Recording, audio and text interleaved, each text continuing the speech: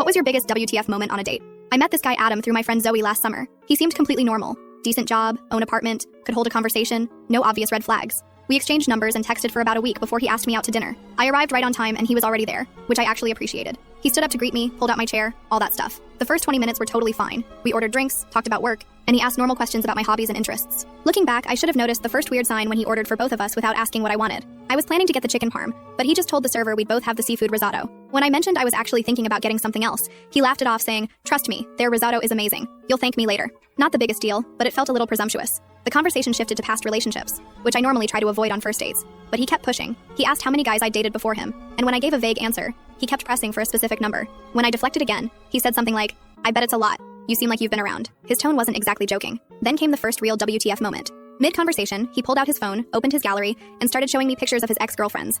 Not just one or two photos. He had an entire album labeled previous relationships, with multiple folders organized by women's names. He scrolled through them, giving commentary on each woman, what he liked about them physically, why things ended, what their issues were. One folder was labeled Riley Psycho, and he made sure to tell me all about how crazy she was for getting upset when he went through her phone while she was sleeping. I tried changing the subject, asking about his family instead. He mentioned his mom, and I thought we were finally moving to safer territory. Then he said, "You actually remind me a lot of my mom when she was younger." Before I could respond, he pulled out another album on his phone labeled Mom, and started showing me pictures of his mother from the 70s and 80s. He kept pointing out physical similarities between us, saying things like, "You have the same nose," and "Her hips were just like yours." Then he casually mentioned that he'd already told his mom all about me, and that she's excited to meet the girl I'm going to marry. This was still within the first hour of our date. I excused myself to the bathroom and texted Zoe. "This guy is giving me serious serial killer vibes. How well do you actually know him?" She responded that she'd only met him a few times through her boyfriend's work and didn't know much about him. Great. When I got back to the table, Adam had moved his chair to be right next to mine instead of across the table. He immediately put his arm around me and pulled me close, saying he couldn't bear to have the table between us anymore. The restaurant was pretty full, and people were definitely noticing how uncomfortable I looked.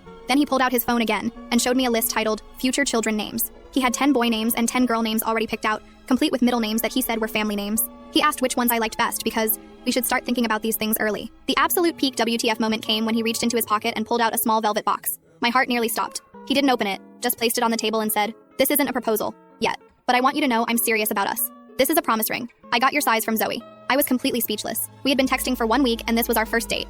I hadn't even finished my risotto yet. I excused myself to the bathroom again, this time grabbing my purse. I found our server and quietly explained that I needed to leave immediately, and asked if there was a back exit. The server, bless her, took one look at my face and immediately understood. She showed me to the staff exit and even offered to call me a ride. As I was waiting for my Uber outside, my phone exploded with texts from Adam. He'd somehow already found my Instagram. The messages ranged from confused, "Where did you go?" to angry, "This is extremely rude," to pleading, "Please come back, I didn't mean to scare you," to threatening, "You're just like all the others, you'll regret this."